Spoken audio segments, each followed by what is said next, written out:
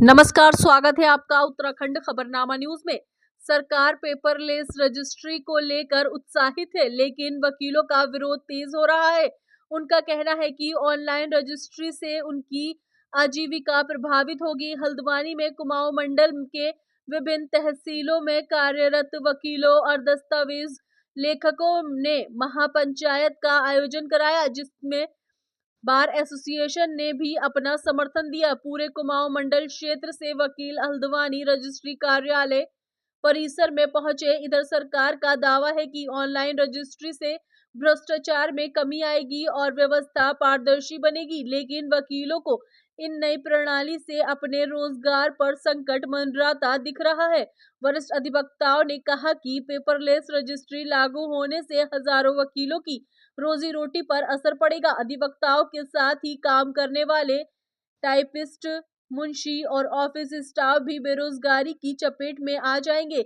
सरकार को चाहिए कि अधिवक्ताओं के हितों की रक्षा के उपाय किए जाएं।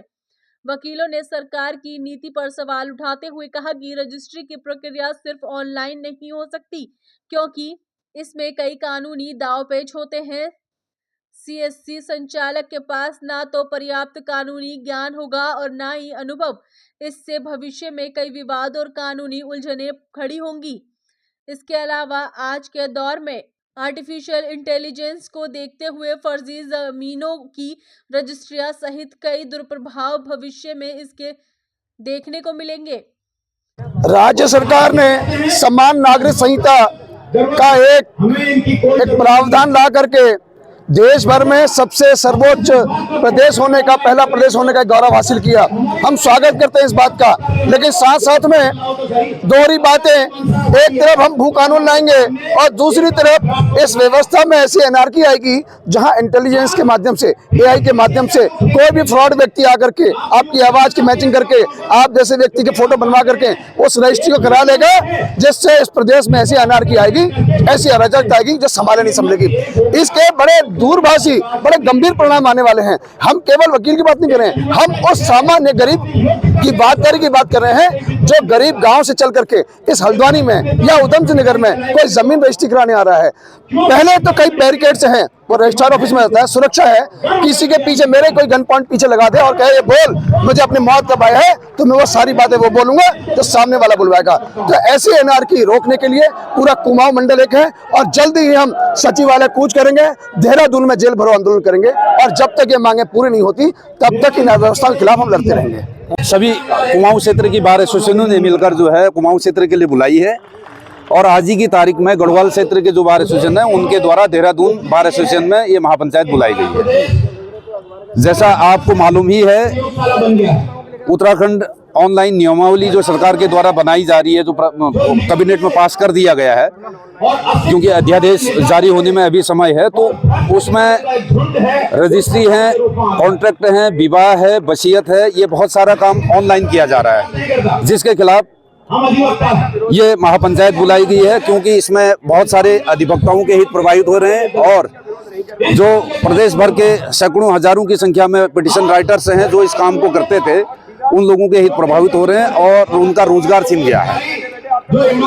इसमें जो मुख्य खामियां हैं, जहां पर रजिस्ट्री है और वसीयत है, इन सब में प्रॉपर्टी का मामला इन्वॉल्व रहता है। प्रॉपर्टी में कितने फ्रॉड होते हैं वो आप सभी लोग जानते हैं। कल को कोई भूमाफिया या परिवार के अंदर दबाव में लेकर किसी के बुजुर्ग से जो है जबरदस्ती वसीयत करा दी जाए तो ये दुरुपयोग होने की ज्यादा संभावनाएं हैं। क्योंकि इससे पूर्व जो ऐसे एग्रीमेंट और रजिस्ट्रियां होती हैं उनमें दस्तावेज राइटर के रूप में या अधिवक्ता के रूप में जो विलेख तैयार करते हैं, एक गवाह के रूप में कार्य करता है। ऐसे दबाव में जोर जबरदस्ती या छल कपट से ये विलेख लिखे जाने की संभावनाएं कम होंगी। आपका नाम? मेरा मेहरबान सिंह गोरंगा, सदस्य सचिव बार काउंसिल ऑफ उत्तराखंड। लगातार ये दुष्प्रचार किया जा रहा है कि हम लोग ऑनलाइन कार्य का विरोध कर रहे हैं। ऑनलाइन कार्यों का कोई विरोध नहीं है, पूरे देश के अंदर ऑनलाइन का कार्य आज से नहीं हो रहा है, लगभग 4-5 सालों से कंटिन्यू सारे न्यायालयों में ऑनलाइन काम हो रहा है। ये केवल पेपरलेस वर्क जो हो रहा है